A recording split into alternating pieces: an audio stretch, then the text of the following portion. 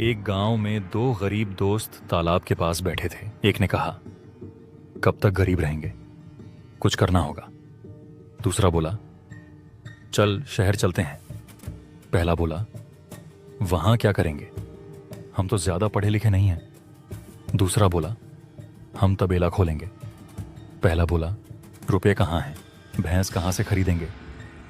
कुछ देर सोचने के बाद एक दोस्त बोला, हम अपनी बीवी के गहने गिरवी रख देंगे, उन्हीं पैसों से भैंस खरीदेंगे और तबेला खोलेंगे। दूसरे ने कहा, विचार अच्छा है।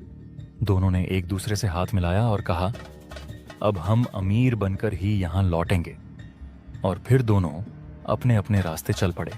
दिन महीनों में बदले, महीने सालों में। कई साल बाद एक दिन एक आदमी बड़ी कार में बैठा, महंगे कपड़े पहने उसी तालाब के पास आया। उसने देखा कि एक आदमी वहां अकेला बैठा कुछ सोच रहा है। कई वर्ष बीत चुके थे। अमीर आदमी ने सोचा, इससे अपने पुराने दोस्त का पता पूछ लूं। वह उसके पास गया और पूछा, क्या आप इस आदमी को जानते हैं? वह मुस्कुराया और बोला, अरे वो तो मैं ही हूं।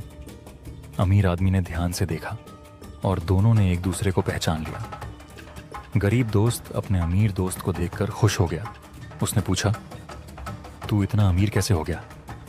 अमीर दोस्त बोला, अरे याद है ना, हमने यहीं बैठकर बात की थी कि हम तबेला खोलेंगे। मैं घर गया, अपनी बीवी को सब बताया। बीवी मान गई। मैंने उसके गहने गिरवी रखे, पैसे लिए और शहर जाकर तबेला खोल दिया। फिर उसने पूछा, और तू इस हालत में कैसे? गरीब दोस्त बोला, मैं भी घर गया और अपनी बीवी को सारी बातें बताईं। वो शायद अपनी मां के पास गई और कुछ देर बाद लौटकर बोली, भैंस मर गई तो? सीख, इस कहानी से हमें दो बातें समझनी चाहिए।